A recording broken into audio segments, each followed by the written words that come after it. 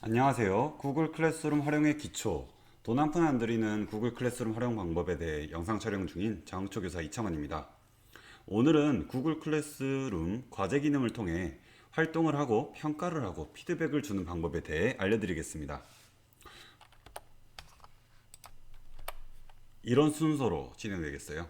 장점 먼저 알려드리고 그 다음 예시로 성취도 평가 하나 만들고 평가 결과를 집계하고 피드백되어 있는 제 온라인 수업 교실을 보여드리겠습니다. 우선은 클래스룸이 가지고 있는 장점입니다. 잠시만요. 제 얼굴을 치워드릴게요.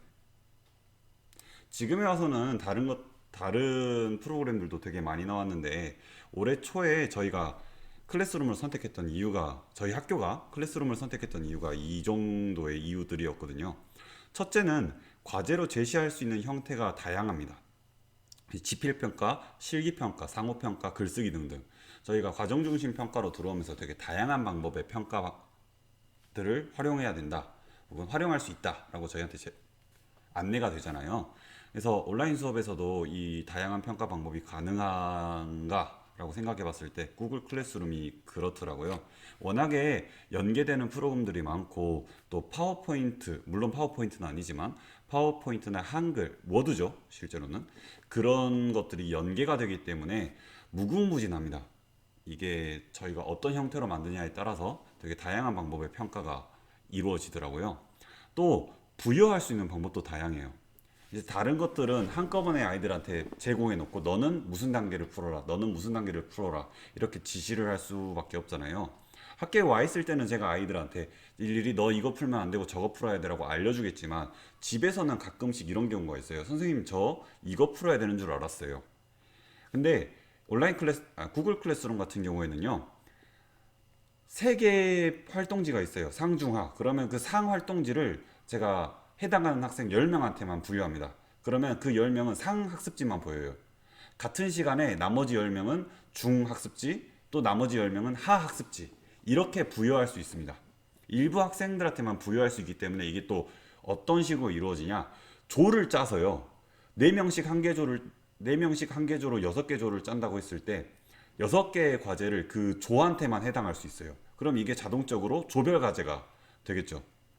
이런 식으로 다양한 부여 방법들을 활용해서 더 많은 평가가 이루어질 수 있었습니다. 그 다음으로는 평가 결과의 관리와 피드백이 되게 간편했어요. 학생들이 제출한 과제가 즉시 채점이 됩니다. 그리고 온라인 교실에 이 평가 결과들이 저장돼 있어요. 이 저장돼 있는 결과들을 제가 이번 평가에 학생들의 평가 결과들을 쭈루룩 해가지고 통계로 볼 수 있고요. 혹은 1년치 학생의 그 평가 결과 집계가 모두 되어 있습니다. 그러다 보니까 학생의 성취도 혹은 제가 이번 평가가 어려웠는지 아니면 학생들에게 쉬웠는지 그런 것들을 확인하고 제 평가를 고쳐나가는 데 도움이 되더라고요. 마지막으로 피드백입니다. 평가 결과에 의견을 첨부해서 학생들에게 반환할 수 있습니다. 그럼 그 반환된 평가를 학생들은 수정해서 저희한테 다시 제출할 수 있어요. 이제 이거 뭐 과정중심 평가에서 중요하다고 하는 것 중에 하나겠죠. 이 피드백을 통해서 학생들이 모두 그 성취할 수 있고 일정 수준으로 도달할 수 있게 만들 수 있습니다. 그럼 온라인 클래스룸에 일단 기본적인 구글 설문지 퀴즈 만들어서 올리는 거 보여드릴게요. 구글 설문지 퀴즈로 저는 성취도 평가 문제를 만들 거고요. 그 다음 동영상을 거기에 넣을 수 있다는 것도 보여드리겠습니다. 마지막으로 이게 수준별로 제공될 수 있다는 걸 보여드리기 위해서 몇몇 학생들한테만 부여하기까지 할 거예요. 자, 보시면 만들기 누르세요. 다른 이제 다양한 형태의 과제들, 앞서 말씀드렸던 뭐 한글이라든지 혹은 워드라든지 파워포인트라든지 그런 것들을 통해서 뭐 실기평가 무슨 평가 그런 걸 하실 때는 과제로 만드시고요. 그게 아니라 지금 저희가 목표로 하는 성취도 평가를 하고 싶을 땐 퀴즈 과제로 만드시는 게 더 간편합니다. 퀴즈 과제로 만들고요. 제목에는 뭐 1학기 성취도 평가 1학기 성취도 평가 여기 밑에 보시면 이제 퀴즈 설문지가 만들어져 있죠. 구글 설문지 블랭크 퀴즈라고 되어 있죠. 이 블랭크 퀴즈를 클릭하고 들어가시면 수정할 수 있습니다. 근데 수정하기 전에 밑에 거 먼저 설명을 드리자면 성적 가져오기 버튼을 누르면요. 이게 활성화되어 있으면 자동 채점이 돼요. 그리고 그 자동 채점된 게 저한테 넘어옵니다. 이 구글 클래스룸으로 넘어옵니다. 그래서 딱 착착착 쌓여요.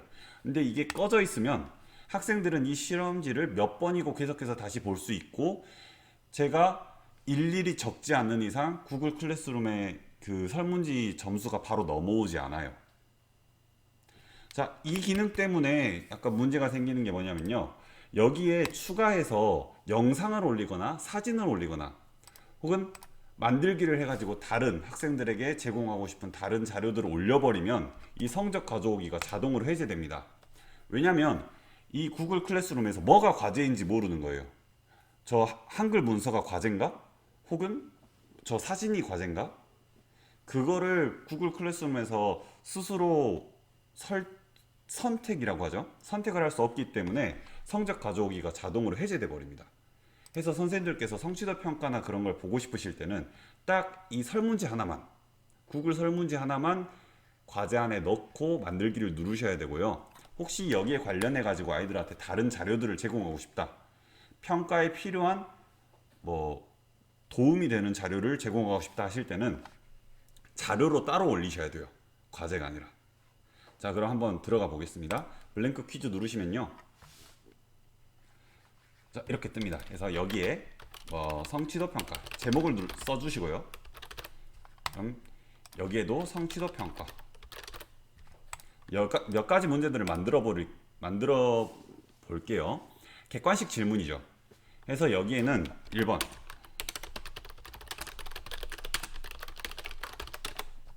문제는 이겁니다. 해서 예, 아니오라고 할게요.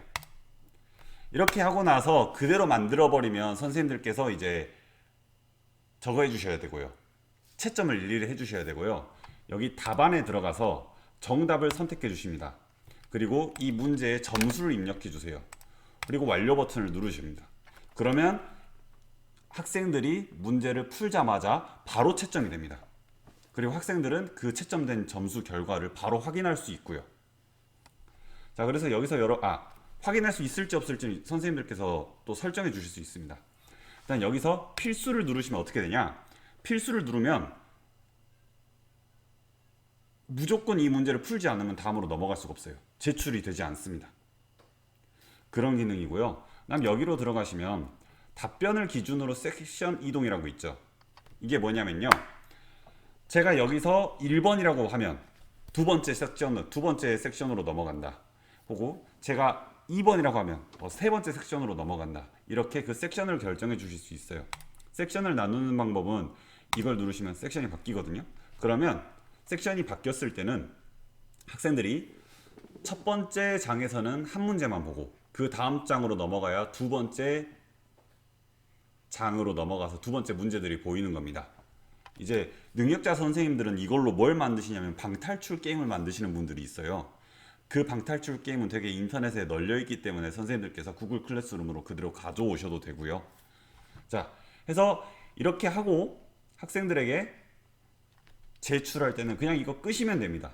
자동으로 저장이 되거든요. 그래서 이거 그냥 끄시고, 이거 지금 블랭크 퀴즈라고 되어 있는데 실은 이게 변경이 되어 있어요. 이미 제목이. 근데 바로바로 적용이 안 되더라고요.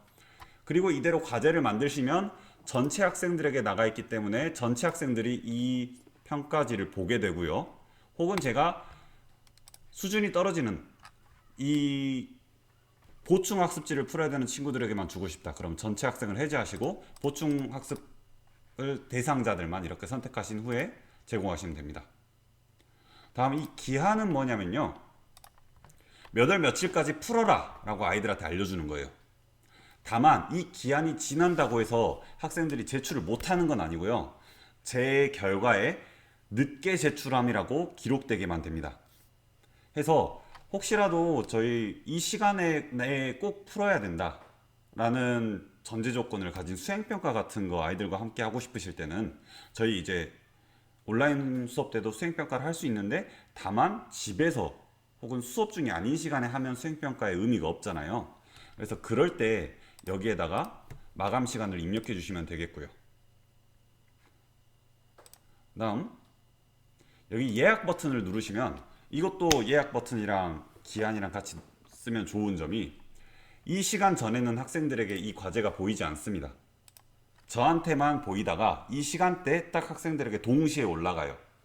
그러면 제가 올려놨을 때 미리 풀어보는 학생 없이 다 동시에 시작해서 동시에 끝내게 되잖아요. 그런 점에서 이런 기능들을 활용하시면 좋을 겁니다. 영상이 너무 길어지겠네요. 자, 영상이 너무 길어질 것 같아서 일단 여기까지 마치고요. 다음 시간에 이 피드백과 평가 결과를 집계하는 방법에 대해 알려드리겠습니다. 이상으로 영상 마치겠습니다. 시청해주셔서 감사합니다.